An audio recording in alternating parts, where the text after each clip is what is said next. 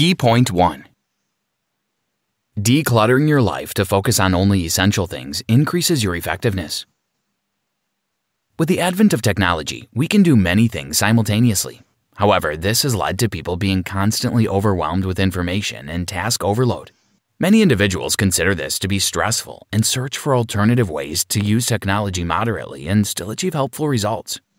The only way out of this situation is to limit how much information we consume and do daily. Some principles you can apply in your life to make it simpler and more productive are: set limitations.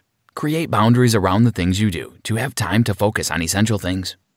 Choose the essential. The effectiveness of the limits you set can only be seen when you must choose what is necessary. Simplify. This is about letting go of things that are not important. Focus. Concentrate on the task at hand instead of multitasking. Create habits. In forming new habits, try to focus on one thing at a time. Start small. For every change you want to see in your life, begin with something small. Don't start with big things that will be difficult to continue. Doing less makes us choose to do fewer things that will make the most impact instead of doing many things that are not important. There are two ways to determine if a task will yield a high impact. First is to examine your task list to determine which has a long-term reward and effect on your career and life goals. The second method is to choose tasks that will bring you closer to your long-term goals. Remember that establishing priorities allows you to pay attention to what is important and urgent. This summary aims to teach people how to simplify their personal and work life to be happier, less stressed, and more productive. It will also expose you to ways to hone your focus and break any goal into manageable tasks. Simplifying isn't meant to leave your life empty. It's meant to leave space in your life for what you really want to do. Leo Babautaby. Key point 2. Limits help you organize your time, energy, and resources to achieve overall success. Most people spend their lives trying to do everything and end up doing nothing. They give so much energy, time, and resources into achieving a lot without knowing where to draw the lines. Living without limits makes people less effective and tired, so they don't have the strength to handle important things. Remember that creating boundaries helps others to learn to value your time and priorities. To Leo Babautaby, a life without limits is taking a cup of red dye, pouring it into the ocean, and watching the color dilute to nothingness.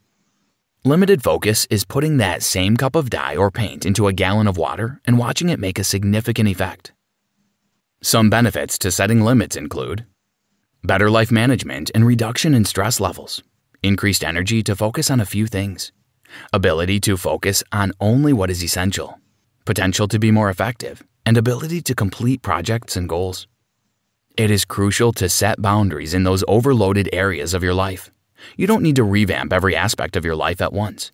Ensure you begin with one section at a time. You can start with your email, daily tasks, and the amount of time you spend on social media. Focus on one change till it becomes a routine. To set limits on any activity, you must first determine the amount of time you spend doing that activity and pick a lower limit. For instance, if you spend about 10 hours on social media daily, you can decide to change it to 5 hours based on what you think is ideal for you. Then you test it out for about a week to check if it's working for you. If you notice it's not yielding the best results, you can adjust it slightly. For example, you can decide to be on social media for just 6 hours a day. Then try doing that for a week to see if it would work better. Feel free to adjust your limits until you find the right level that works for you and make it a habit. Protect your time. It's your most valuable commodity. Guard it with your life. Leo Babautaby. Key point 3. The best way to change your life is to identify the necessary things so you can be more productive. Don't cut everything out of your life without keeping the important things. Your primary task is to know what is essential. Once you've worked on it, you can reduce or discard unnecessary hindrances. It may be challenging to determine what is needed, so use the following questions as a guide. What are your values? Think about the things that are very important to you, the qualities you want to have, and the principles you want to live your life by. What are your goals? What do you want to achieve in life this year, month, or week? Then always do something that will make your dream a reality. What do you love? Think about people you care about and what you enjoy doing. Need versus want. What are the things you need and which do you want?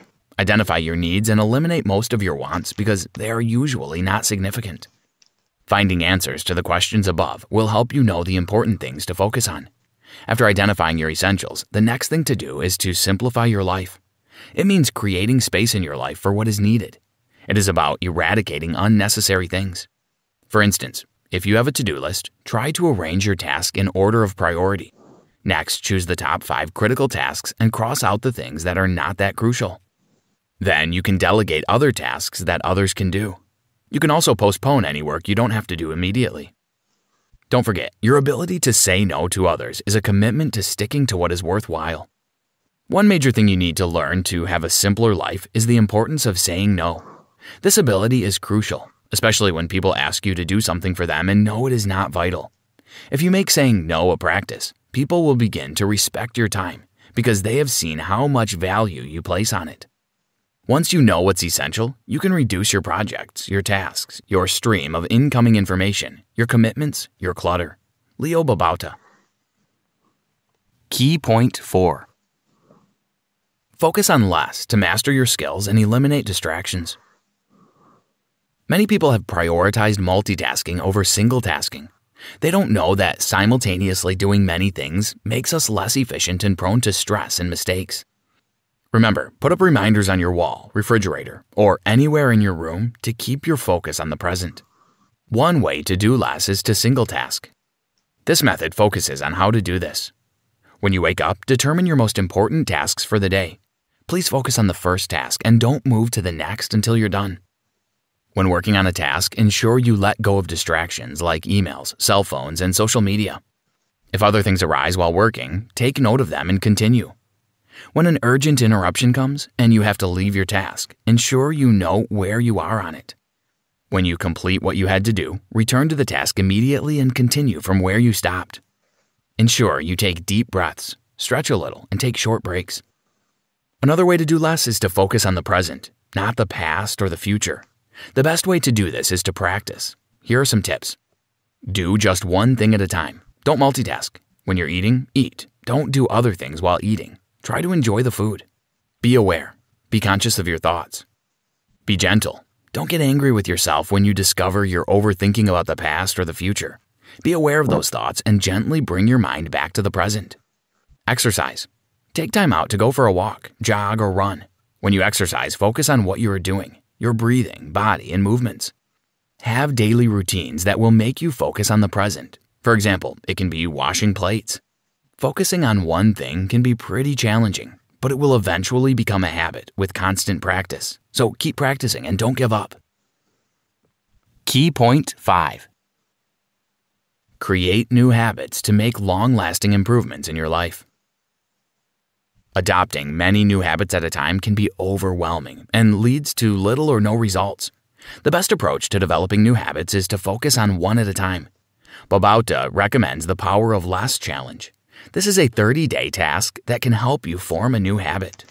Being accountable to others about your goals motivates you not to break the routine. This routine is how the 30-day challenge works. First, select one habit you want to cultivate.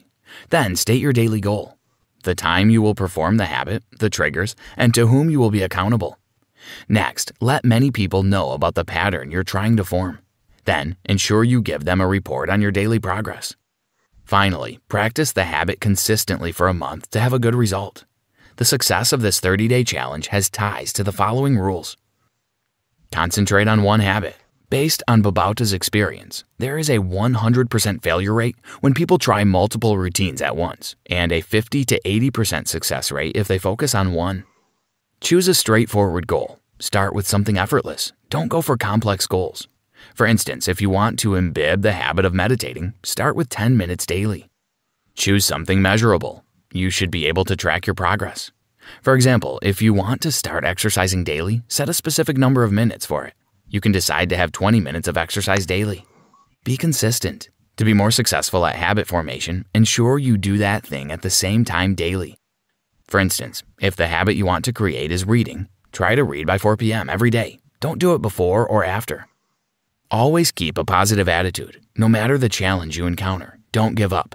Instead, take note of the setbacks and move on. Key point 6.